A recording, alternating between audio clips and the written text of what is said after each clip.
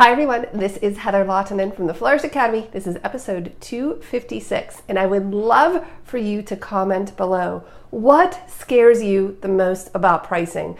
Excuse me. So the biggest mistake I see photographers make with pricing is they say, either to themselves or to everyone else, they say, I can't or wouldn't afford me, therefore I can't put my prices at that amount. So essentially what people tend to do is they project their feelings about the cost of a goods or services onto their customer by saying things like, I wouldn't pay for that, I couldn't afford it, or I wouldn't. And by projecting onto your customers or clients, they will not see the value in purchasing your products or services. This is a huge mindset mistake, but it is the framework for everything regarding pricing in your business. When you say, I wouldn't pay for me, again, you're projecting that onto your client.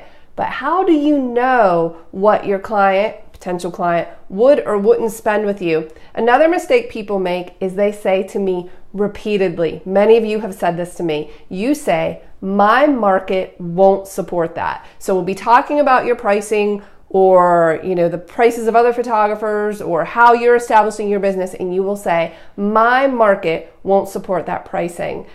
To which I respond, really?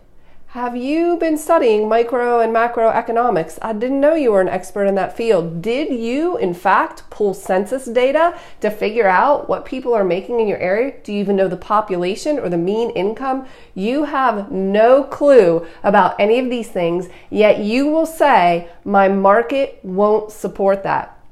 You would not believe how often I get that comment, to which I always raise my eyebrows and say, okay, how do you know this? Can you share that data with me? And if you don't have the data, then you can't say something like that. Remember, we don't see the world as it is. We see the world as we are. So if you have a certain upper limit in your mind in terms of what a photographer should cost, then you're always going to be limited to that number. And don't try this, my market doesn't support that on me, because I'm going to start asking you for data, and chances are you're not going to be able to produce it. Now, a couple of weeks ago, whilst on the Facebook, I saw a post, and it was in one of those big photographer groups. I'm sorry, I cannot remember which one, and I don't know the person, so it doesn't really matter. But she said the following. She was asking for help on switching to in-person sales, IPS, and she said something like, I am considering switching to IPS, but I know for a fact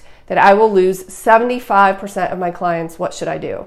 And there were a lot of good answers. People were helping, but immediately what pops into my mind is that a fact or is that a feeling? Is that an assumption that you're making? And you know what I tell my kids when it comes to assumptions? Everybody knows what the first 3 letters are in the word assumption, because that's what that makes you if you make that kind of call. Okay, so she says 75, I know for a fact I will lose 75% of my clients.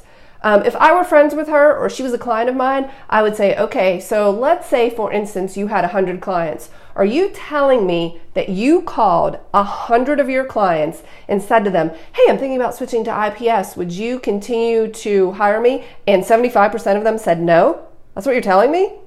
I don't believe it. There's no way that that's true. How do you know for a fact? I had someone tell me, oh man, this was maybe last month. They knew for a fact that price wouldn't work or nobody would pay it. Okay, well, here's the thing. You don't know that for a fact because you haven't tried. But if you say that to your brain, then actually your brain is going to look for ways to confirm that bias, confirmation bias. It's a thing.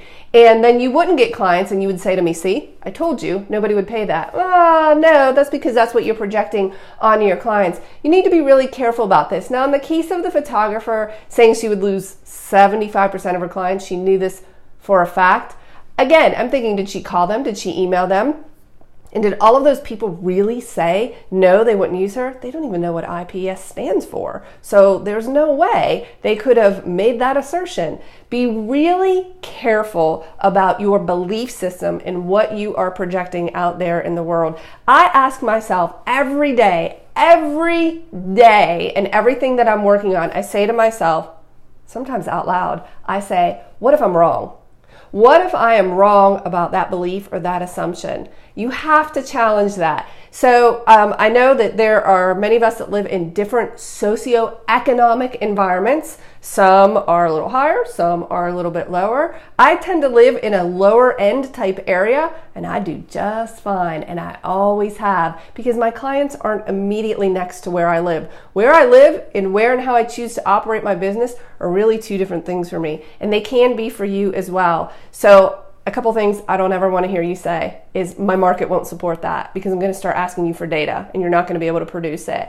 And to say that you wouldn't spend X amount of dollars on photography is irrelevant. It's not up to you to decide. It's only up to the market. The question is, what will the market support? Now, I'm going to say something here. It's going to sound like I'm contradicting myself, but trust me, I'm not.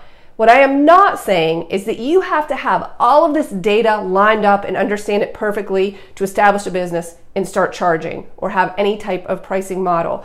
Because on the other side, when I teach new photographers, I say, listen, you have to start somewhere. I don't care if you go up to someone and say, hey, $50 and I'll send you a few files. $100 here, $150 there. In its simplest form, you can start pricing like that and it will work just fine. And then you can learn and you can gather data and you can refine. But you have to do something. Anything is better than nothing to get yourself out there and just get some money rolling so that you can see what happens. Be very careful how you approach this based on your assumptions. Don't tell me your market won't support it. The market will determine that, and we don't even know what that is.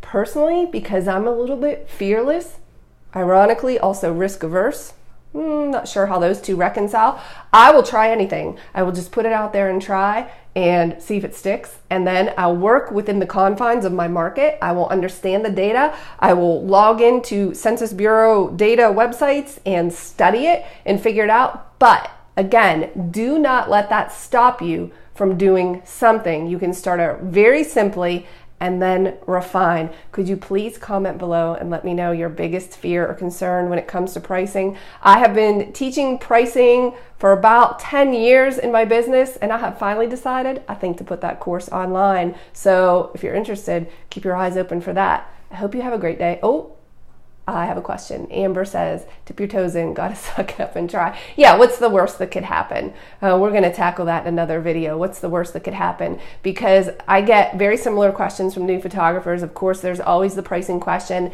and then there's the, well, I don't have the confidence, or I'm afraid of failure, or what if people don't like it? And I have a lot to say in that regard as well. Anyway, leave a comment below. Please share, like, subscribe with all of your photographer friends. They need this. Do not project your thoughts about pricing onto your clients, onto the world. It's not fair, and it's not up to you. I'll see you in the next video.